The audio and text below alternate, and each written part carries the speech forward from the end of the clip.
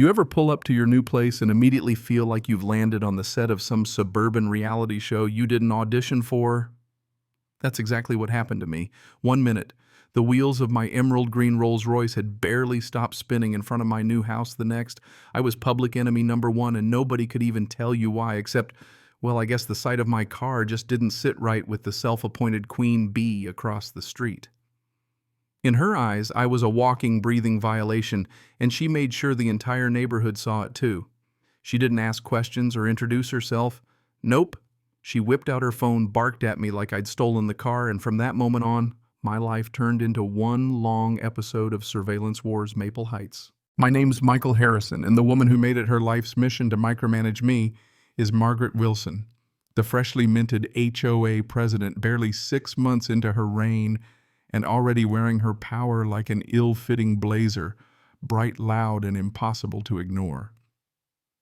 I moved here thinking I'd finally get some peace, quiet streets, trees everywhere, decent folks. It felt perfect after years of cramped city apartments. But it didn't take a week before I got my first welcome from Margaret, which came in the form of a bold red parking violation stuck to my door like some kind of scarlet letter. According to her, I was parked 15 centimeters too close to the curb, never mind the fact that when I measured, I was a full 6 feet away. The fine was $200, and when I called her to explain, she hit me with that ice-cold clipped tone. "Rules are rules, Mr. Harrison. Payment is due in 10 business days," like she was reciting from her own little book of commandments. That was just the beginning. Suddenly, it was like the HOA had a vendetta. Every day a new violation would show up front lawn, supposedly 2 inches too tall. Never mind the fact I'd just paid for a professional cut. A garbage bin out 30 minutes too early. She cross-checked surveillance photos with the trash pickup schedule. I kid you not, even a citation for my door being aesthetically discordant with the colonial style of the house. My door was forest green for the record and matched perfectly, but Margaret insisted it was diminishing property values. Every notice came with a fine, $150, $300, whatever she felt like. And every time I pushed back, she'd hit me with, "The rules are clearly stated in subsection 4.7 of the aesthetic guidelines. Try to see the rule book, only available during business hours, Monday through Wednesday, 10 to noon. Real convenient, right?" By the third week, it became Margaret's hobby to use HOA meetings as her personal courtroom. She'd show up early, set up her props like a prosecutor, and stand at the podium under those harsh fluorescent lights in another one of her Technicolor blazers, preaching about residents who think expensive cars put them above the law.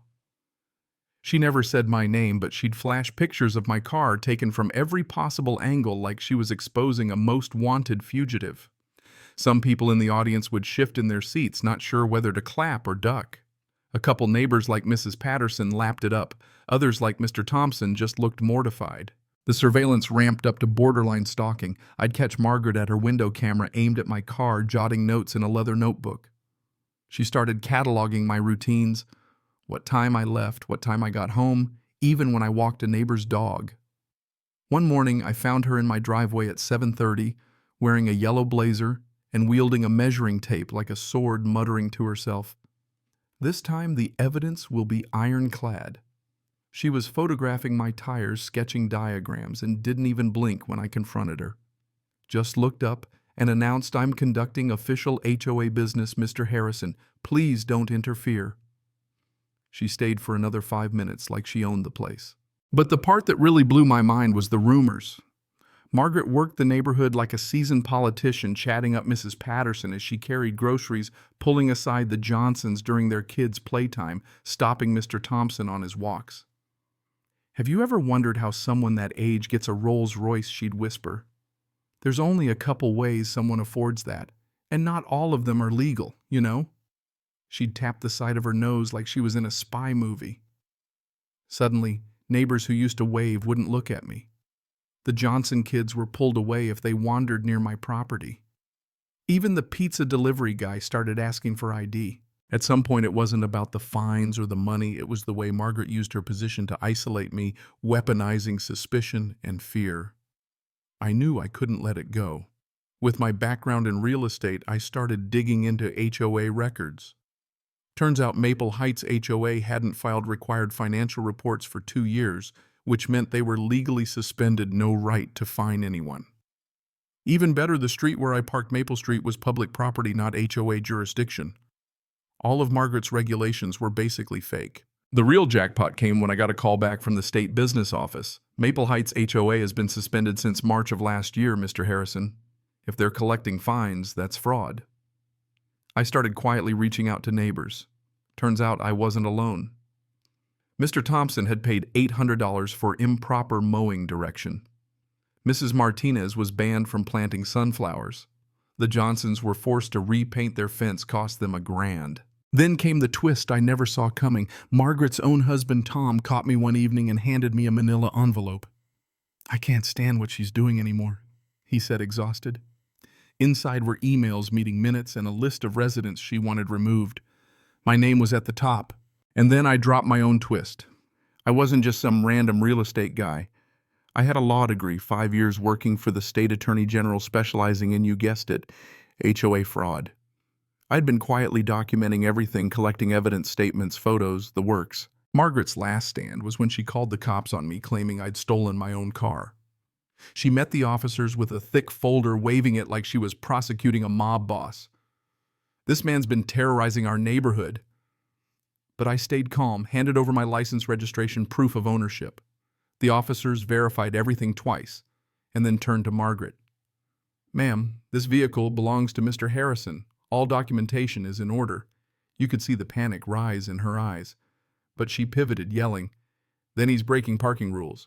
I have photographic evidence." That was my cue. "Officers, before you go, I need to report fraud and illegal fee collection." I laid out the HOA's suspended status, the public street, the $15,000 in bogus fines. Mr. Thompson and Mrs. Martinez stepped forward, angry.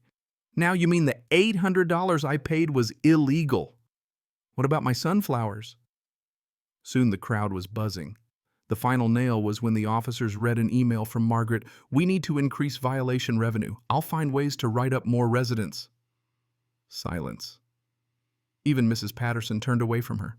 That night, I finally told everyone the full truth, my law background, my undercover investigation, the real reason I moved here.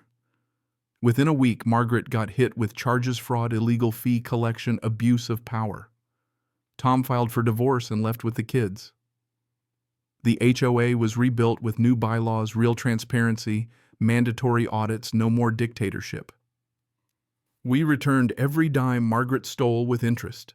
Families repainted fences, planted wildflowers, and Mr. Thompson started mowing his lawn in wild patterns just because he could.